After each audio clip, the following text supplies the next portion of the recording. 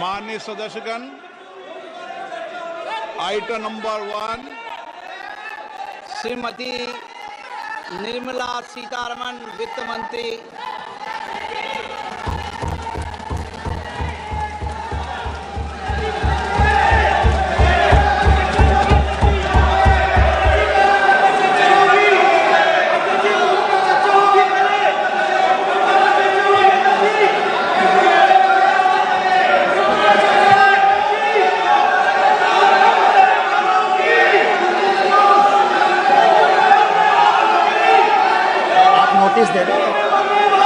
सदस्यगण, budget के बाद राज्यपाल अभिभाषण में आपको पर्याप्त अवसर दूंगा।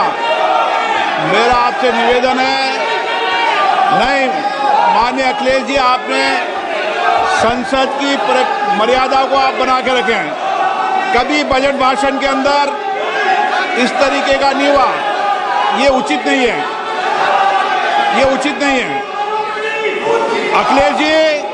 अखिलेश जी प्लीज, मैं आपको मौका दूंगा राज्यपाल अभिभाषण पे, प्लीज। नो, ये तरीका ठीक नहीं है। No,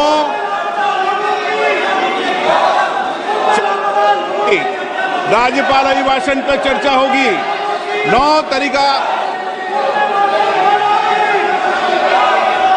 Honorable Speaker, I present the budget for 25-26. This budget continues our government's efforts to A. Accelerate growth, B. Secure inclusive development, C. Invigorate private sector investments, D.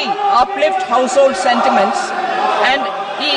Enhance spending power of India's rising middle class. Together, we embark on a journey to unlock our nation's tremendous potential for greater prosperity and global positioning under the leadership of Honorable Prime Minister Shri Narendra Modi.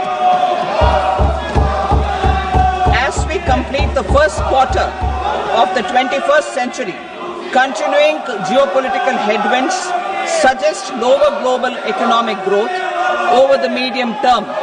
However, our aspiration for a Vikasit Bharat inspires us, and the transformative work we have done during our government's first 2 terms guides us to march forward resolutely.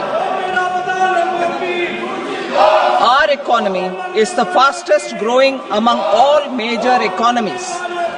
Our development track record for the past 10 years and structural reforms have drawn global attention. Confidence in India's capability and potential has only grown in this period. We see the next 5 years as a unique opportunity to realize Sabka Vikas, stimulating balanced growth of all regions. The great Telugu poet and playwright Gurujada Apparao had said, "Deshamante matti kadoy, deshamante manushuloy," meaning a country is not just its soil, a country is its people. In line with this, for us, Vikasit Bharat encompasses zero poverty, 100% quality good school education, access to high quality, affordable and comprehensive health care, 100% skilled labor with meaningful employment, 70% women in economic activities, and farmers making our country the food basket of the world. In this budget, the proposed development measures span 10 broad areas focusing on Garib, youth, Annadata and Nari, spurring agricultural growth and productivity, building rural prosperity and resilience, taking everyone together on an inclusive growth path, boosting manufacturing and furthering Make in India, supporting MSMEs, enabling employment-led development, investing in people, economy and innovation, securing energy supplies, promoting exports and nurturing innovation. For this journey of development, our 4 powerful engines are agriculture, MSME, investments and exports. The fuel, our reforms, our guiding spirit, inclusivity, and the destination, Vikasit Bharat. This budget aims to initiate transformative reforms across 6 domains. During the first 5 years, these will augment our growth potential and global competitiveness. The domains are taxation, power sector, urban development, mining, financial sector, and regulatory reforms. Agriculture as the first engine. Now I move to specific proposals, beginning with agriculture as the first engine.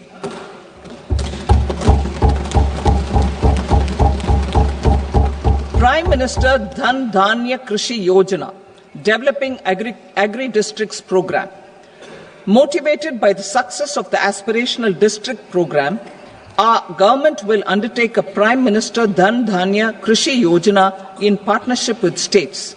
Through the convergence of existing schemes and specialized measures, the program will cover 100 districts with low productivity, moderate crop intensity, and below average credit parameters. It aims to 1. Enhance agricultural productivity, 2.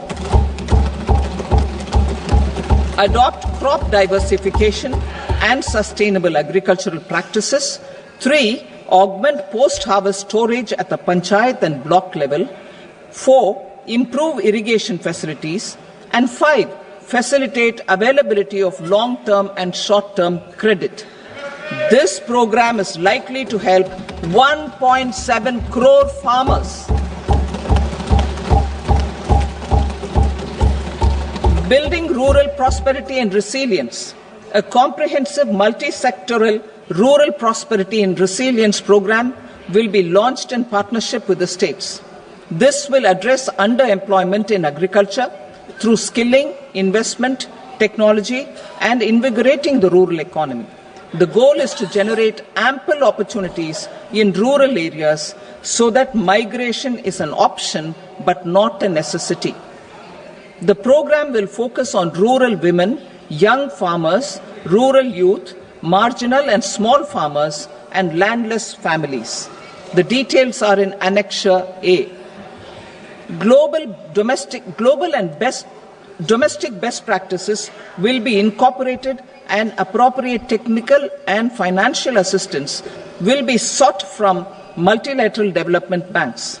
In Phase 1, 100 developing agri-districts will be covered. Atmanirbharta in pulses. Our government is implementing the National Mission for Edible Oil Seed for achieving Atmanirbharta in edible oils.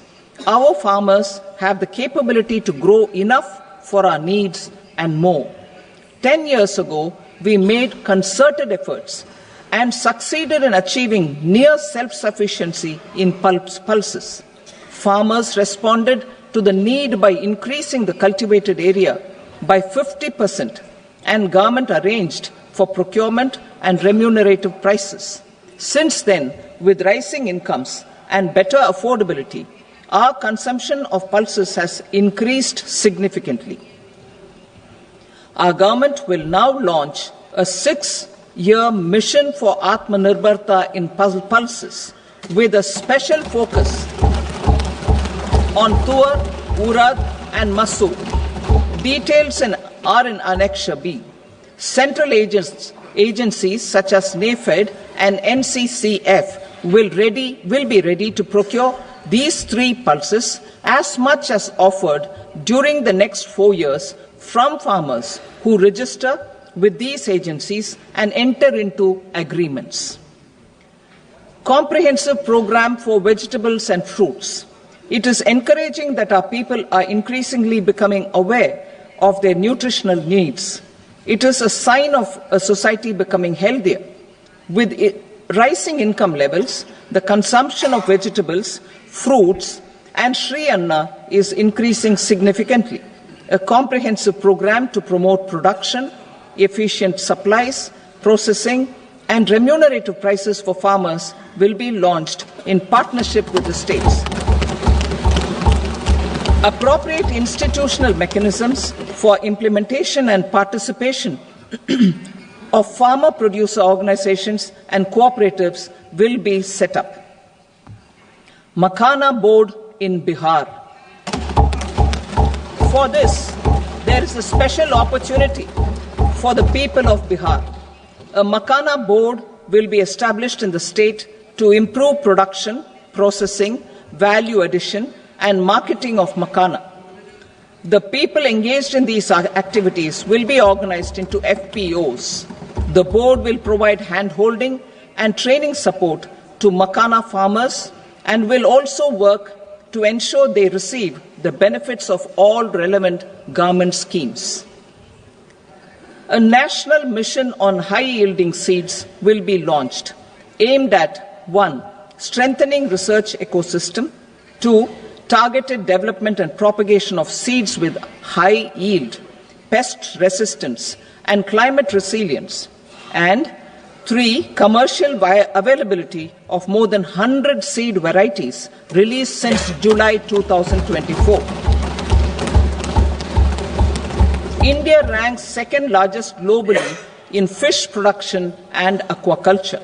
Seafood exports are valued at 60,000 crore rupees. To unlock the untapped potential of the marine sector, our government will bring in an enabling framework for sustainable harnessing of fisheries from Indian exclusive economic zone and high seas, with a special focus on the Andaman and Nicobar and Lakshadweep Islands. For the benefit of lakhs of cotton growing farmers, I am pleased to announce a mission for cotton productivity. This 5-year mission will facilitate significant improvements in productivity and sustainability of cotton farming and promote extra long staple cotton varieties. The best of science and technology support will be provided to farmers.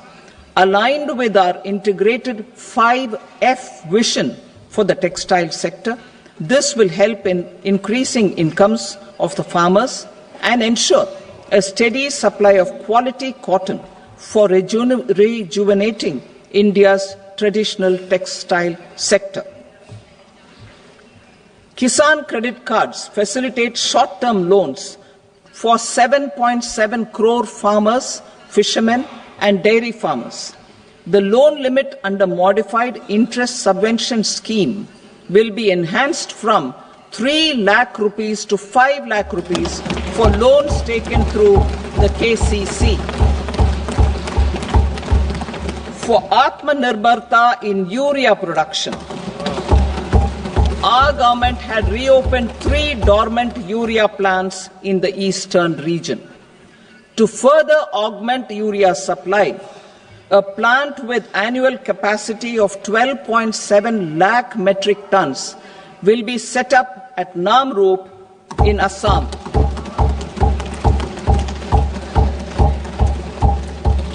India Post, with 1.5 lakh rural post offices, complemented by the India Post Payment Bank and a vast network of 2.4 lakh Dak Sevaks, will be repositioned to act as a catalyst for the rural economy. Details are at Annexure C. India Post will also be transformed as a large public logistics organization. This will meet the rising needs of Vishwakarmas, new entrepreneurs, women, self-help groups, MSMEs, and the large business organizations. Our government will provide support to NCDC for its lending operations for the cooperative sector. MSMEs as the second engine.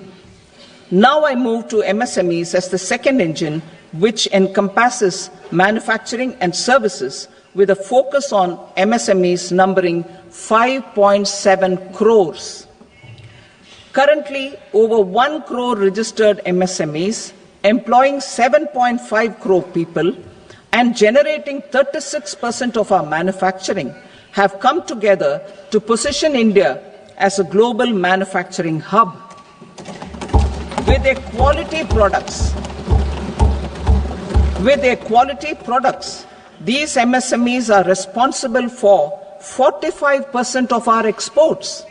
To help them achieve higher efficiencies of scale, technological upgradation, and better access to capital, the investment and turnover limits for classification of all MSMEs will be enhanced to 2.5 and 2 times respectively.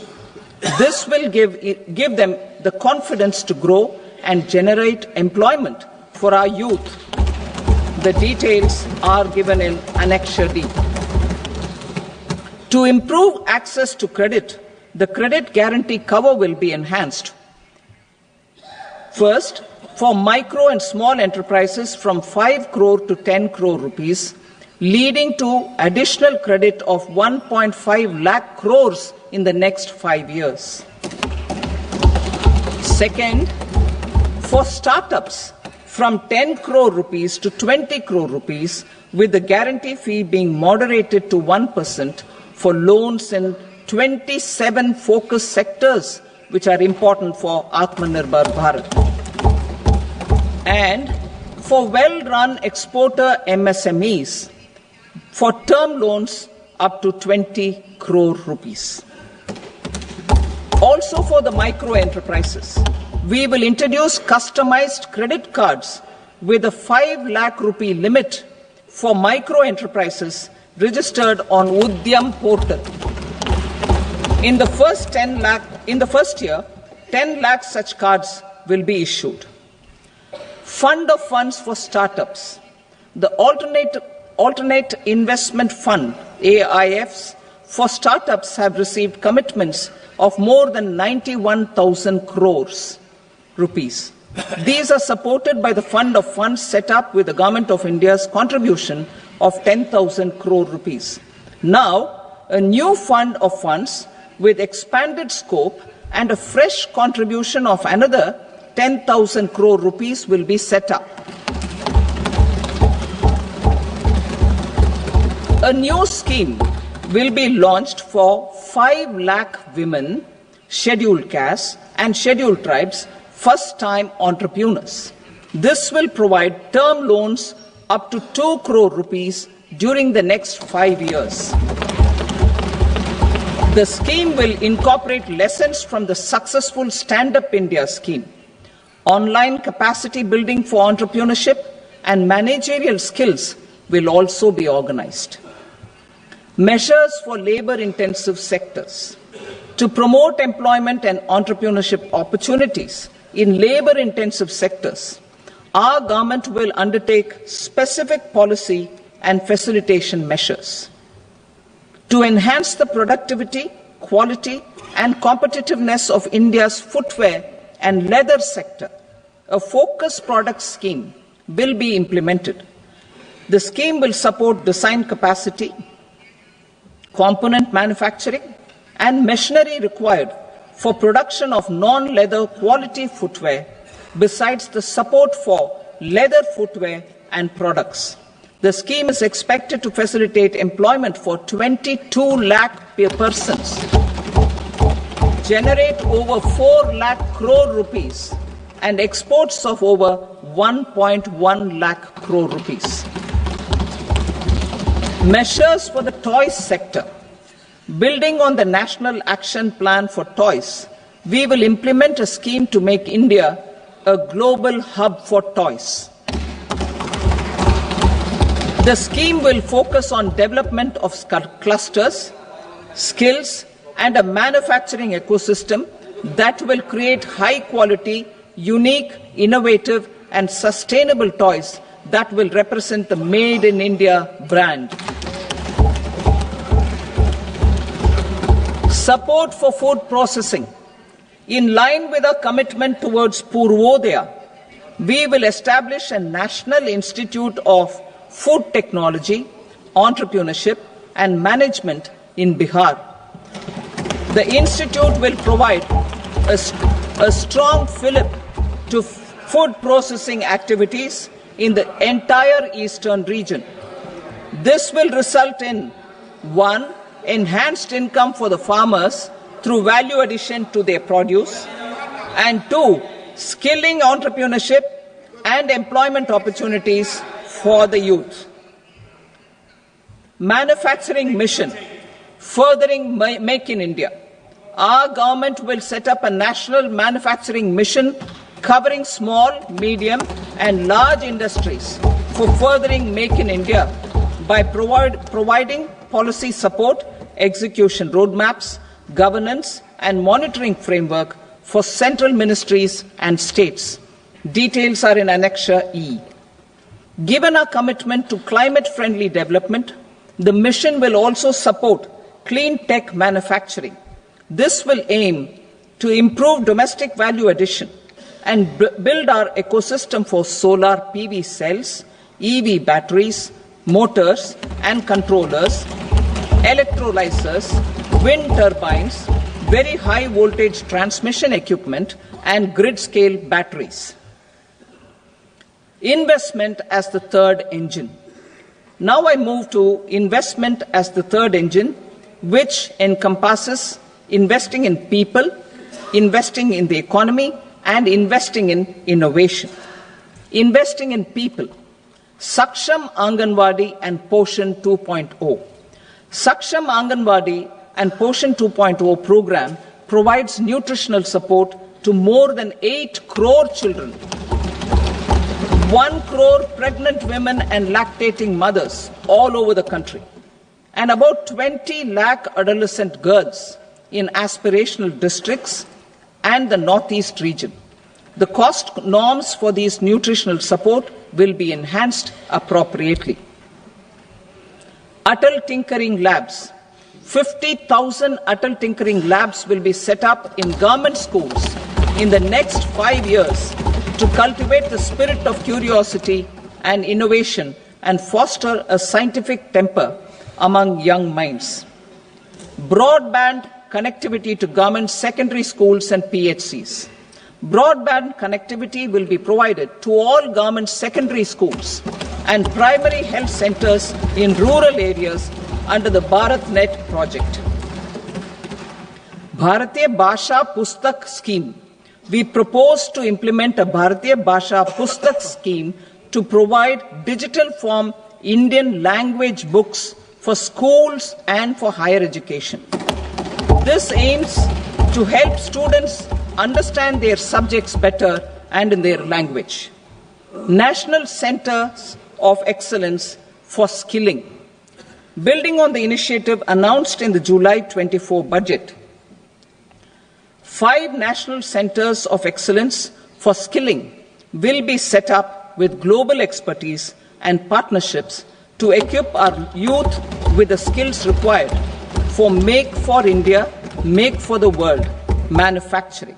The partnership will cover curriculum design, training of trainers, and a skills certification framework and periodic reviews. Expansion of capacity in IITs. Total number of students in 23 IITs has increased 100% from 65,000 to 1.35 lakh in the past 10 years.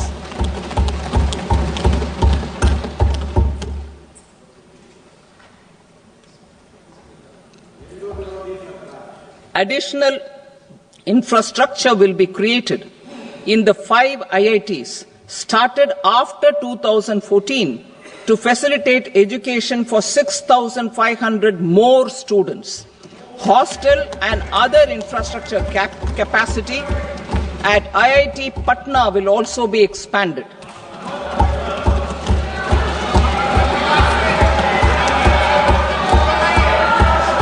Center of Excellence.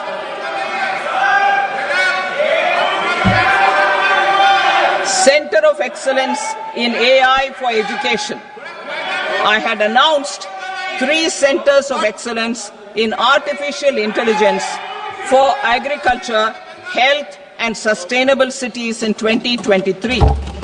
Now a center of excellence in artificial intelligence for education will be set up with a total outlay of 500 crores. Expansion of medical education.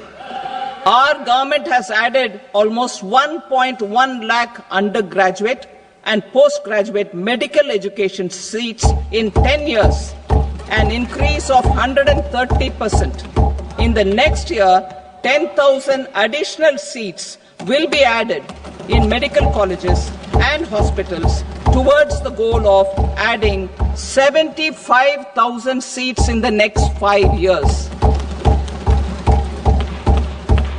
Daycare cancer centers in all district hospitals. Our government will facilitate setting up of daycare cancer centers in all district hospitals in the next 3 years. 200 centers will be established in 25-26 itself. Strengthening urban livelihoods. Our government has been giving priority to assisting urban poor and vulnerable groups. A scheme for socio-economic upliftment of urban workers will be implemented to help them improve their incomes, have sustainable livelihoods, and a better quality of life. PM Swanidhi scheme has benefited more than 68 lakh street vendors, giving them respite from high-interest informal sector loans. Building on this success, the scheme will be revamped with enhanced loans from banks, UPI-linked credit cards with 30,000 rupees limit, and capacity building support. Social Security scheme for welfare of online platform workers. Gig workers of online platforms provide great dynamism to the new age services economy. Recognizing their contribution, our government will arrange for their identity cards and registration on the e-Shram portal. They will be provided health care under PM Jan Arogya Yojana. This measure is likely to assist nearly 1 crore gig workers.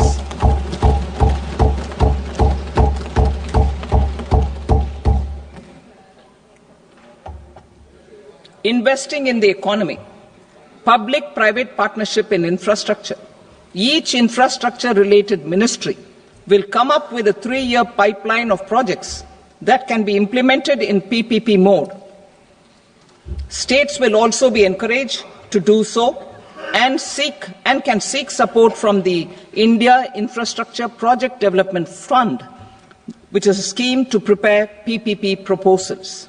Support to states for infrastructure. An outlay of 1.5 lakh crore is proposed for the 50-year interest-free loans to states for capital expenditure and incentives for reforms.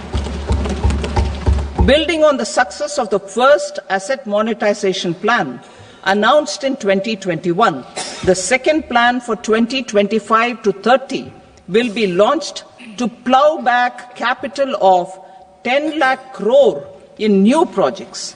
Regulatory and fiscal measures will be fine-tuned to support the plan. Jal Jeevan Mission. Since 2019, 15 crore households, representing 80% of India's rural population, have been provided access to portable tap water connections. To achieve 100% coverage, I am pleased to announce the extension of this mission until 2028 with an enhanced total outlay. The mission's focus will be on the quality of infrastructure and O&M of rural piped water supply schemes through Jan Bhagidari. A separate MOU or separate MOUs will be signed with the states and union territories to ensure sustainability and citizen-centric water services delivery. Urban sector reforms. Building on the July budget proposals, urban sector reforms related to governance, municipal services, urban land and planning will be incentivized. Urban Challenge Fund. The government will set up an Urban Challenge Fund of 1 lakh crore rupees to implement the proposals for cities as growth hubs. creative redevelopment of cities, and for water and sanitation purposes announced in the July budget. This fund will finance up to 25% of the cost of bankable projects, with a stipulation that at least 50% of the cost is funded from bonds, bank loans, and PPPs. An allocation of 10,000 crore is proposed in 2025-26. Power sector reforms. We will incentivize electricity distribution reforms and augmentation of intra-state transmission capacity by states. This will improve financial health and capacity of electricity companies. Additional borrowing of 0.5% of GSDP will be allowed to states contingent on these reforms. Nuclear energy mission for Vikasit Bharat. Development of at least 100 gigawatt of nuclear energy by 2047 is essential for our energy transition efforts. For an active partnership with the private sector towards this goal, amendments to the Atomic Energy Act and the Civil Liability for Nuclear Damage Act will be taken up. A nuclear energy mission for research and development of small modular reactors with an outlay of 20,000 crore will be set up. At least 5 indigenously developed small modular reactors will be operationalized by 2033. Shipbuilding. The shipbuilding financial assistance policy will be revamped to address cost disadvantages. This will also include credit notes for shipbreaking in Indian yards to promote the circular economy. Large ships above a specified size will be included in the infrastructure harmonized master list. Shipbuilding clusters will be facilitated to increase the range, categories, and capacity of ships. This will include additional infrastructure, facilities, skilling, and technology to develop the entire ecosystem. Maritime Development Fund. For long-term financing for the maritime industry, a Maritime Development Fund with a corpus of 25,000 crore rupees will be set up. This will be for distributed support and promoting competition. This will have up to 49% contribution by the government, and the balance will be mobilized from ports and from private sector. UDAN regional connectivity schemes. UDAN has enabled 1.5 crore middle-class people to meet their aspirations for speedier travel. The scheme has connected 88 airports, and operationalized 619 routes. Inspired by that success, a modified UDAN scheme will be launched to enhance regional connectivity to 120 new destinations and carry 4 crore passengers in the next 10 years. 4 crore additional passengers in the next 10 years. The scheme will also support helipads and smaller airports in hilly, aspirational, and northeast regional districts. Greenfield airports will be facilitated in Bihar to meet the future needs of the state. These will be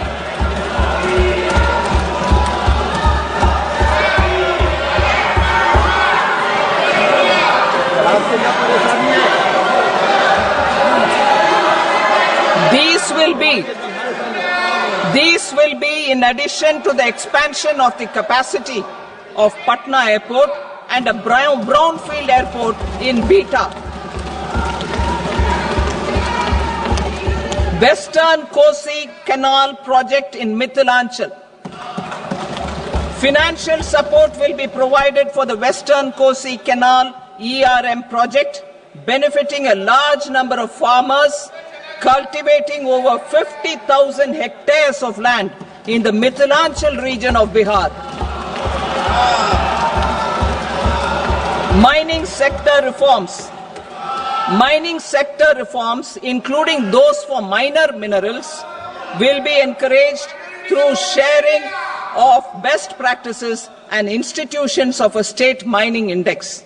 A policy for recovery of critical minerals from tailings will be brought out. Under the special window for affordable and mid-income housing, SWAMI, 50,000 dwelling units in stressed housing projects have been completed and keys handed over to home buyers. Another 40,000 units will be completed in 2025, further helping middle-class families who were paying EMIs on loans taken for apartments while also paying rent for their current dwellings. Building on this success, SWAMI Fund 2 will be established as a blended finance facility with contribution from the government, banks and private investors. This fund of 15,000 crore rupees will aim for expeditious completion of another 1 lakh units. PM Gati Shakti data for private sector. For furthering PPPs and assisting the private sector in project planning, access to relevant data and maps from the PM Gati Shakti portal will be provided. Tourism for employment-led growth. Top 50 tourist destination sites in the country will be developed in partnership with states through a challenge mode. Land for building key infrastructure will have to be provided by the states. Hotels in these destinations will be included in the infrastructure harmonized list. The following measures will be taken for facilitating employment-led growth. Organizing intensive skill development programs for our youth, including in institutes of hospitality management. Providing mudra loans for homestays. Improving ease of travel and connectivity to tourist destinations. Providing performance-linked incentives to states for effective destination management, including tourist amenities, cleanliness, and marketing efforts. And introducing streamlined e-visa facilities along with visa fee waivers for certain tourist groups. Continuing with the emphasis on places of spiritual and religious significance, in the July budget, there will be a special focus on destinations related to the life and times of Lord Buddha. Medical tourism and heal in India. Medical tourism and heal in India will be promoted in partnership with the private sector along with capacity building and easier visa norms. Investing in innovation. To implement private sector-driven research, development and innovation initiatives announced in the July budget, I am now allocating 20,000 crore rupees for this purpose. A deep tech fund of funds will also be explored to catalyze the next generation startups as a part of this initiative. In the next 5 years, under the PM Research Fellowship Scheme, we will provide 10,000 fellowships for technological research in IITs and IISc with enhanced financial support. The second gene bank with 10 lakh germplasm lines will be set up for future food and nutritional security. This will provide conservation support to both public and private sectors for genetic resources. We will start a national geospatial mission to develop foundational geospatial infrastructure and data. Using PM Gati Shakti, this mission will facilitate modernization of land records, urban planning, and design of infrastructure projects. A Gyan Bharatam mission for survey, documentation, and conservation of our manuscript heritage with academic institutions, museums, libraries, and private collectors will be undertaken to cover more than 1 crore manuscripts. We will set up a national digital repository of Indian knowledge systems for knowledge sharing. Now I move to exports as the fourth engine. We will set up an export promotion mission with sectoral and ministerial targets driven jointly by the Ministries of Commerce, MSME, and Finance. It will facilitate easy access to export credit, cross-border factoring support, support to MSMEs to tackle non-tariff measures in overseas markets. A digital public infrastructure, Bharat Trade Net, for international trade will be set up as a unified platform for trade documentation and financing solutions. This will complement the Unified Logistics Interface platform. The BTN will be aligned with international practices. Support will be provided to develop domestic manufacturing capacities for our economy's integration with global supply chains. Sectors will be identified based on objective criteria.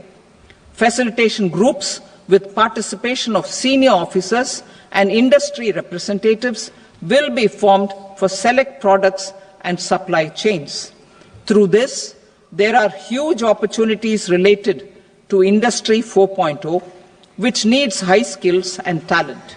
Our youth have both. Our government will support the domestic electronic equipment industry to leverage this opportunity for the benefit of our youth.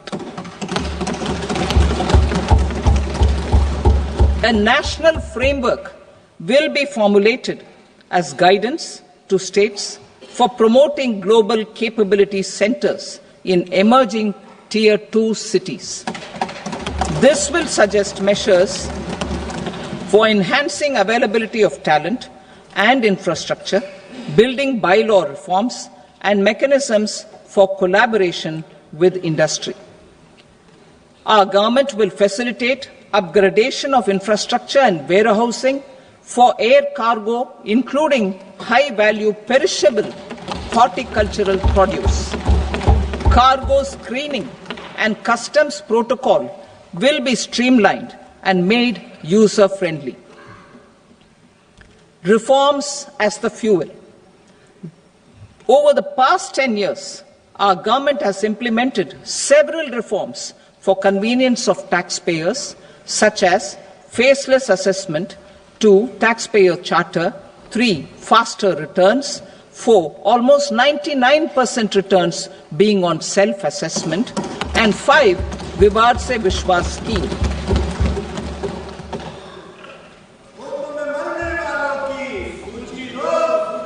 Continuing these efforts, I reaffirm the commitment of the Tax Department to trust first, scrutinize later. I also propose to introduce the new income tax bill next week. I will detail the indirect tax reforms and changes in direct taxes in Part B. Financial sector reforms.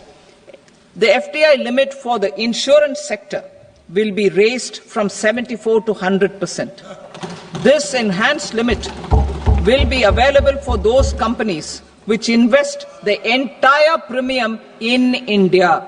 The current guardrails and conditionalities associated with foreign investment will be reviewed and simplified. The services of India Post Payment Bank will be deepened and expanded in rural areas. NABFID will set up a partial credit enhancement facility for corporate bonds for infrastructure. Public sector banks will develop Grameen Credit Score framework to serve the credit needs of SHG members and people in rural areas. A forum for regulatory coordination and development of pension products will be set up. To implement the earlier announcement on simplifying the KYC processes, the revamped Central KYC Registry will be rolled out in 2025. We will also implement a streamlined system for periodic updating. Requirements and procedures for speedy approval of company mergers will be rationalized. The scope for fast-track mergers will also be widened and the process made simpler. As proposed in the interim budget, we signed bilateral investment treaties with 2 countries in 2024 to encourage sustained foreign investment, and in the spirit of First Develop India, the current model BIT will be revamped and made more investor-friendly. In the last 10 years, in several aspects, including financial and non-financial, our government has demonstrated a steadfast commitment to ease of doing business. We are determined to ensure that our regulations must keep up with technological innovations and global policy developments. A light-touch regulatory framework based on principles and trust will unleash productivity and employment. Through this framework, we will update regulations that were made under old laws. To develop this modern, flexible, people-friendly and trust-based regulatory framework appropriate for the 21st century, I propose 4 specific measures. A high-level committee for regulatory reforms will be set up for a review of all non-financial sector regulations, certifications, licenses, and permissions. The committee will be expected to make recommendations within a year. The objective is to strengthen trust-based economic governance and take transformational measures to enhance ease of doing business, especially in matters of inspection and compliances. States will be encouraged to join in this endeavour. An investment friendliness index of states will be launched in 2025 to further the spirit of competitive, cooperative federalism. Under the Financial Stability and Development Council, a mechanism will be set up to evaluate impact of the current financial regulations and subsidiary instructions. It will also formulate a framework to enhance their responsiveness and development of the financial sector. In the Jan Vishwas Act 2023, more than 180 legal provisions were decriminalized. Our government will now bring up the Jan Vishwas Bill 2.0 to decriminalize more than 100 provisions in various laws. I now move to fiscal policy. In the July budget, I had committed to staying the course for fiscal consolidation. Our endeavour will be to keep the fiscal deficit each year such that central government debt remains on a declining path as a percentage of the GDP. The roadmap for the next 6 years has been detailed in the FRBM statement. Revised estimates for 2024-25. The revised estimate of the total receipts other than borrowings is 31.47 lakh crore rupees, of which the net tax receipts are 25.57 lakh crore rupees. The revised estimate of the total expenditure is 47.16 lakh crore rupees, of which the capital expenditure is about 10.18 lakh crore rupees. The revised estimate of the fiscal deficit is 4.8% of the GDP. Budget estimates for 25-26. Coming to 25-26, the total receipts other than borrowings and total expenditure are estimated at 34.96 lakh crore rupees and 50.65 lakh crore rupees respectively.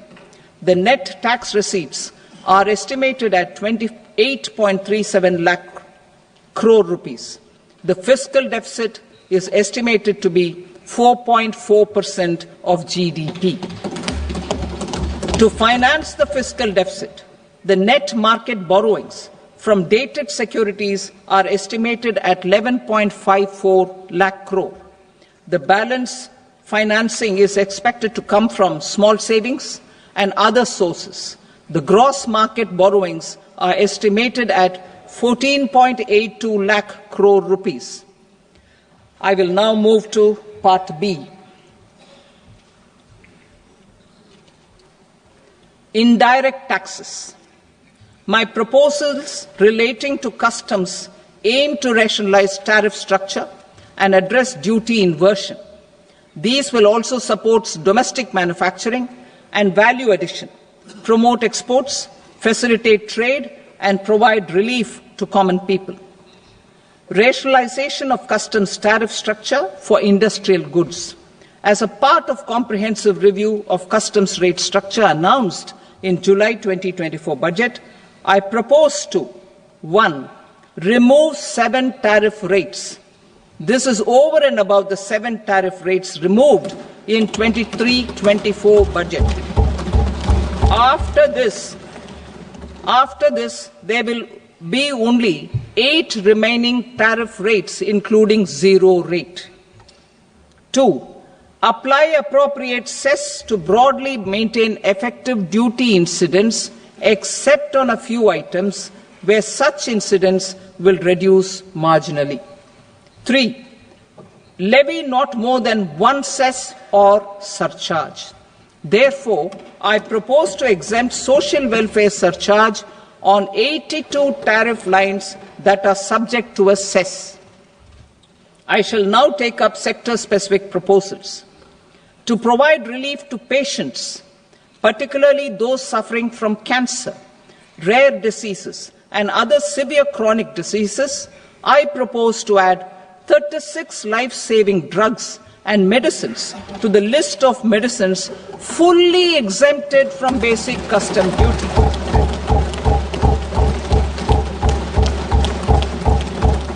I also propose to add 6 life-saving medicines to the list attracting concessional custom duty of 5%.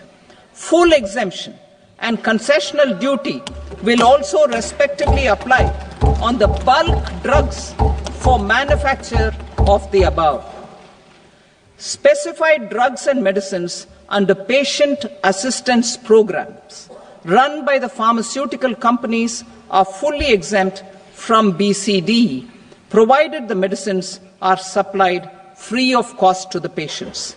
I propose to add 37 more medicines along with 13 new patient assistance programs. Support to domestic manufacturing and value addition. Critical minerals. In the July 2024 budget, I had fully exempted BCD on 25 critical minerals that are not domestically available. I had also reduced BCD of 2 other such minerals to provide a major fillip to their processing, especially by MSMEs. Now, I propose to fully exempt cobalt powder and waste, the scrap of lithium-ion battery, lead, zinc, and 12 more critical minerals. This will help secure the availability for manufacturing in India and promote more jobs for our youth. To promote domestic production of technical textile products such as agro-textiles, medical textiles, and geotextiles at competitive prices, I propose to add 2 more types of shuttle-less looms to the list of fully exempted textile machinery. I also propose to revise the BCD rate on knitted fabrics covered by 9 tariff lines from 10 or 20 to 20% or 115 rupees per kg, whichever is higher. Electronic goods. In line with our Make in India policy and to rectify inverted duty structure, I propose to increase the BCD on interactive flat panel display from 10% to 20% and reduce the BCD to 5% on open cell and other components. In 23-24 budget, for the manufacture of open cells of LCD, LED TVs, I had reduced the BCD on parts of open cells from 5% to 2.5%. To further boost the manufacture of such open cells, the BCD on these parts will now stand exempted. Lithium-ion battery. To the list of exempted capital goods, I propose to add 35 additional capital goods for EV battery manufacturing and 28 additional capital goods for mobile phone battery manufacturing. This will boost domestic manufacture of lithium-ion batteries, both for mobile phones and for electric vehicles. Shipping sector. Considering that shipbuilding has a long gestation period, I propose to continue the exemption of BCD on raw materials, components, consumables, or parts for the manufacture of ships for another 10 years.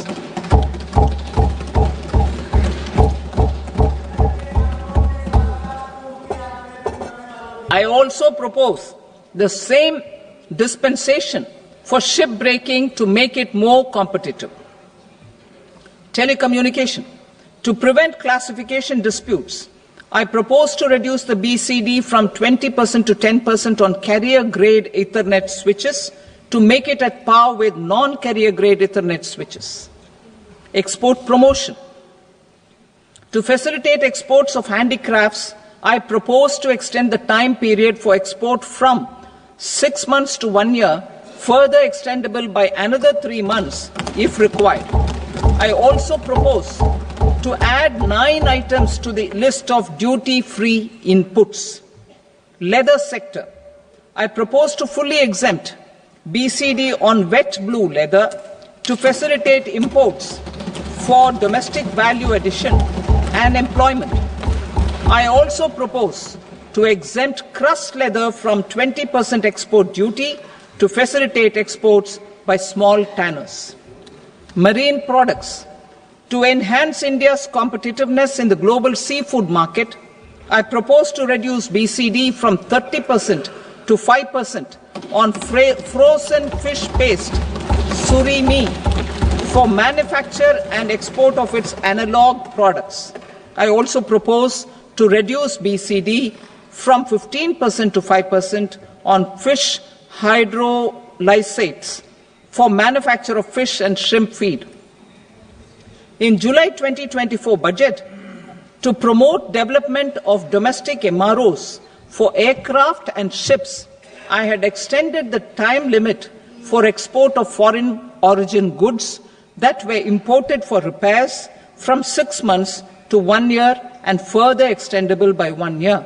I now propose to extend the same dispensation for railway goods. Time limit for provisional assessment. Presently, the Customs Act 1962 does not provide any time limit to finalize provisional assessments, leading to uncertainty and cost to trade. As a measure of promoting ease of doing business, I propose to fix a time limit of 2 years, extendable by a year, for finalizing the provisional assessment. I propose to introduce a new provision that will enable importers or exporters, after clearance of goods, to voluntarily declare material facts and pay duty with interest but without penalty. This will incentivize voluntary compliance. However, this will not apply in cases where department has already initiated audit or investigation proceedings. For industry to better plan their imports, I propose to extend the time limit for the end use of imported inputs in the relevant rules from 6 months to 1 year. This will provide operational flexibility in view of cost and uncertainty of supply. Further, such importers will now have to file only quarterly statements instead of a monthly statement.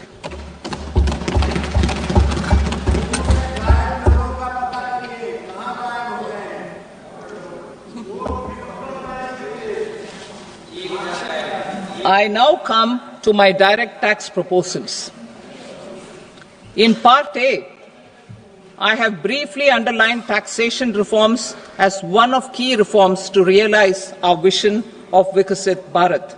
In respect of criminal law, our government had earlier ushered in Bharatiya Nyaya Sanhita, replacing Bharatiya Danda Sanhita.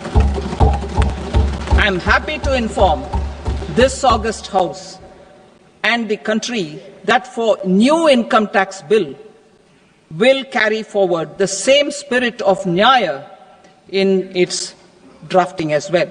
The new bill will be clear and direct in text, with close to half of the present law in terms of both chapters and words. It will be simple to understand for taxpayers and tax administrators, leading to tax certainty and reduced litigation. Reforms, however, are not a destination. They are means to achieve good governance for our people and economy. Providing good governance primarily involves being responsive. The Tirukural captures this in verse 542, which reads, Vaanokki vaazhum ulagallam, mannavan kol nokki vaazhum kudi. Meaning, just as the living beings live expecting rains, citizens live expecting good governance. Our government is committed to keeping an ear to the ground and a finger on the pulse and responding while balancing our national building efforts.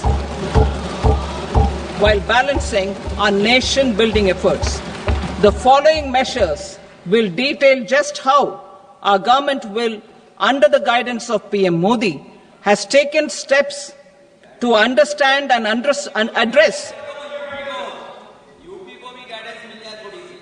I repeat that sentence, sir.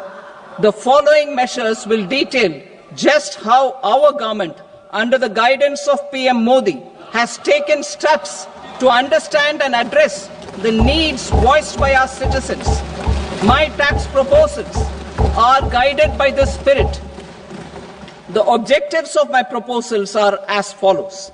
Personal income tax reforms with special focus on middle class.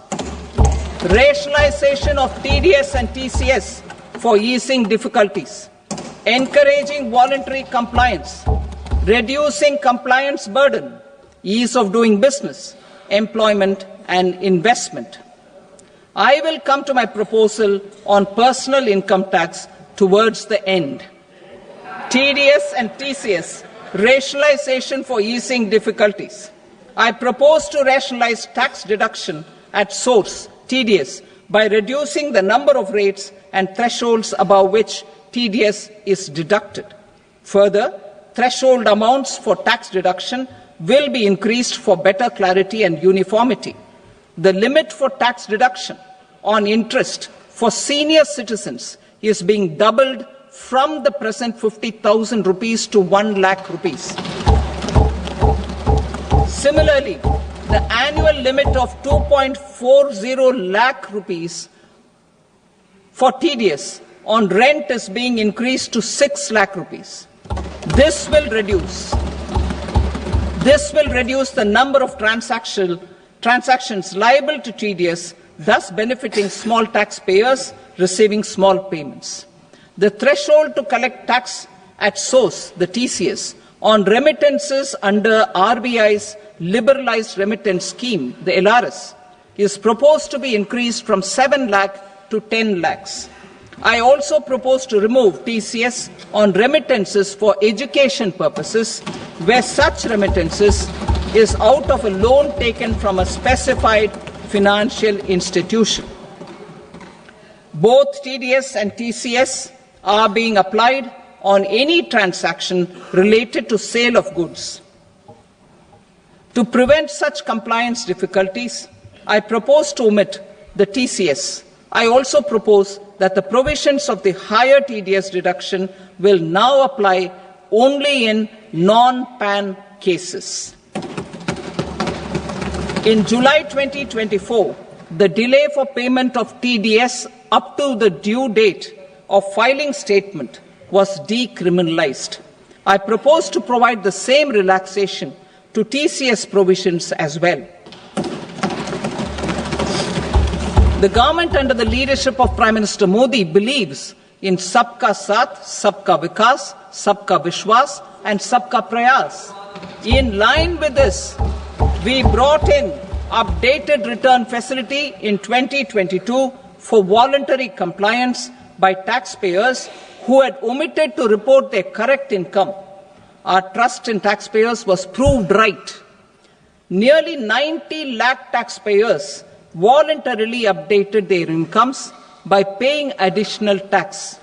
Taking this trust further, I now propose to extend the time limit to file updated returns for any assessment year from the current limit of 2 years to 4 years.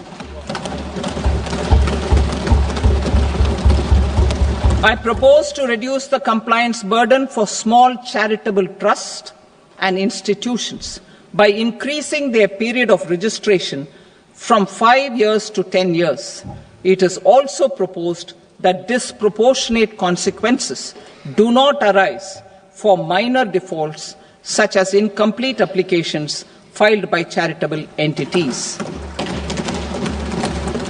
Presently, taxpayers can claim the annual value of self-occupied properties as nil only on the fulfillment of certain conditions. Considering the difficulties faced by taxpayers, it is proposed to allow the benefit of 2 such self-occupied properties without any condition. To streamline the process of transfer pricing and to provide an alternative to yearly examination, I propose to introduce a scheme for determining arm's length price of international transaction for a block period of 3 years. This will be in line with global best practices. With a view to reduce litigation and provide certainty in international taxation, the scope of safe harbor rules is being expanded. A number of senior and very senior citizens have very old national savings schemes accounts. As interest is no longer payable on such accounts, I propose to exempt withdrawals made from NSS by individuals on or after 29th August 2024.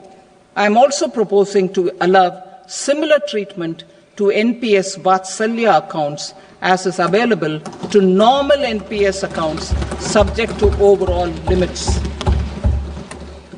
In my speech in July 2024, I had promised that all processes, including giving effect to appellate orders, shall be digitalized and made paperless over the next 2 years.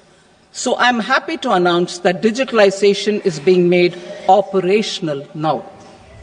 In July 2024, we brought in the Vivad Se Vishwas scheme to resolve income tax disputes pending in appeal. The scheme has received a great response, with nearly 33,000 taxpayers having availed of the scheme to settle their disputes. I have a few proposals to promote investment and employment.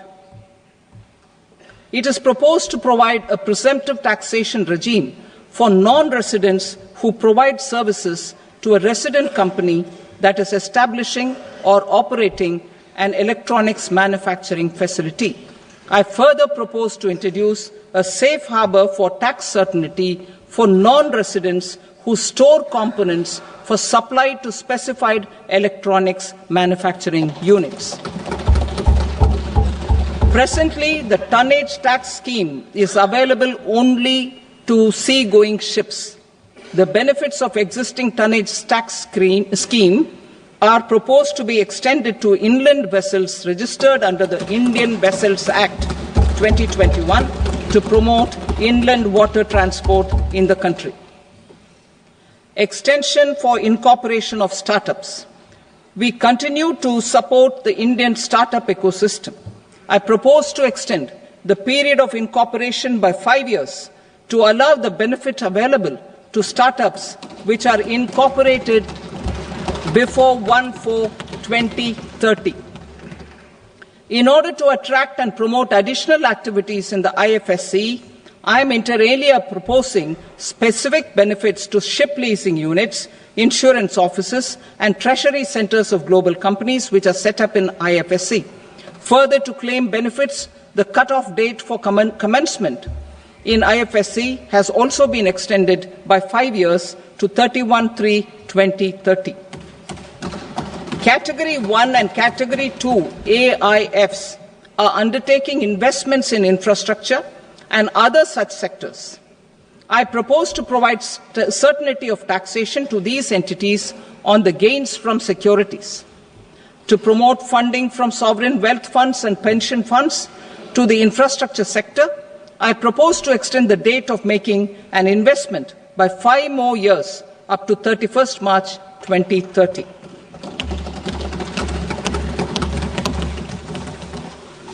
Personal income tax reforms with special focus on middle class.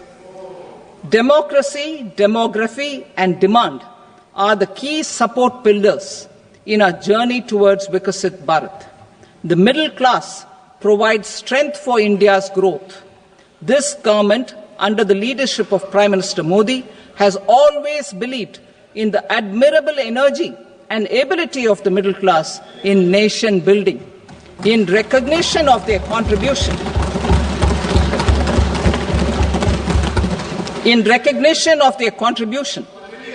we have periodically reduced their tax burden. Right after 2014, the nil tax slab was raised to 2.5 lakhs of rupees, which was further raised to 5 lakh rupees in 2019 and to 7 lakh rupees in 2023. This is reflective of our government's trust on the middle class taxpayers. I am now happy to announce that there will be no income tax payable up to income of 12 lakh rupees.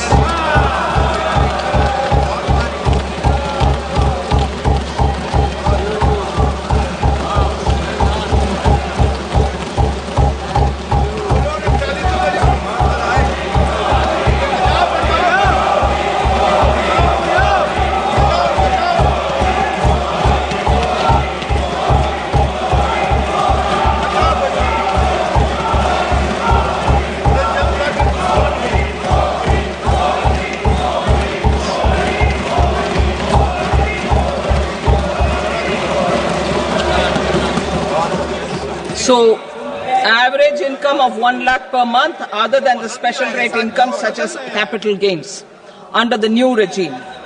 This limit will be 12.75 lakh for salaried taxpayers due to the standard deduction of 75,000. Slabs and rates are being changed across the board to benefit all taxpayers. The new structure will substantially reduce the taxes of the middle class and leave more money in their hands, boosting household consumption, savings, and investment.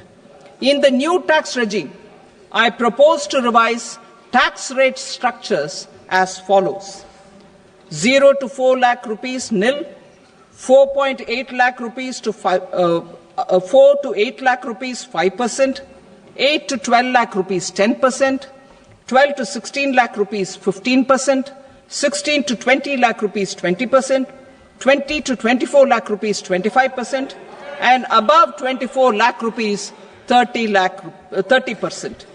To taxpayers up to 12 lakh of normal income, other than special rate income such as capital gains. I read that again. To taxpayers up to 12 lakh of income, other than special rate income such as capital gains, tax rebate is being provided in addition to the benefit due to slab rate reduction in such a manner that there is no tax payable by them. The total tax benefit of slab rate changes and rebate at different income levels can be illustrated with a few examples. A taxpayer in the new regime with an income of 12 lakh rupees will get a benefit of 80,000 rupees in tax, which is 100% of tax payable as per the existing rates. A person having income A person having income of 18 lakh rupees will get a benefit of 70,000 rupees in tax. That is 30% of tax payable as per existing rates. A person with an income of 25 lakh gets a benefit of 1,10,000 rupees, that is 25% of his tax payable as per existing rates. Details of my tax proposals are given in the annexure. As a result of these proposals, Honourable Speaker, sir, revenue of about 1 lakh crore in direct taxes and 2,600 crores in indirect taxes will be foregone. Mr. Speaker, sir, with this, I commend the budget to this august House.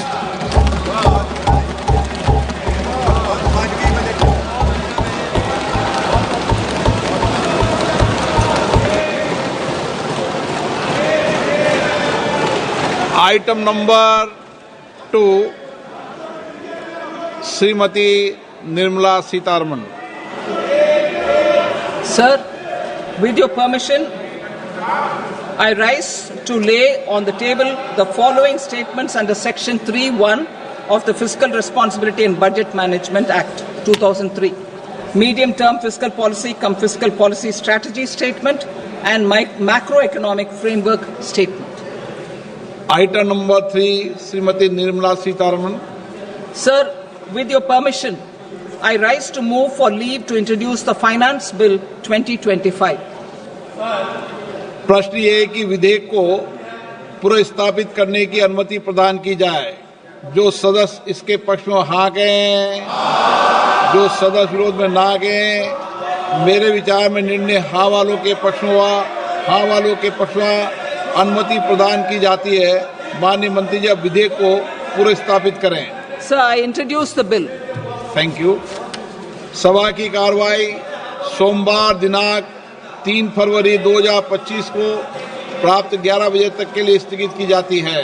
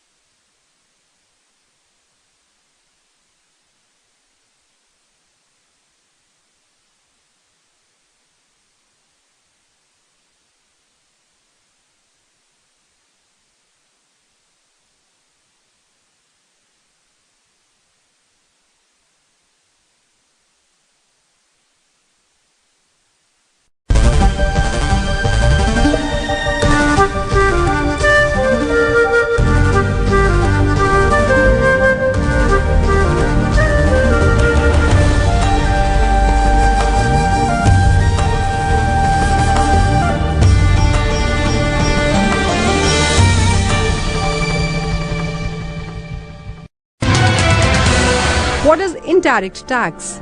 In the case of indirect tax, the burden of tax can be shifted by the taxpayer to someone else. Indirect tax has the effect of raising the price of the products on which they are imposed. Customs duty, central excise, service tax and value-added tax are examples of indirect tax.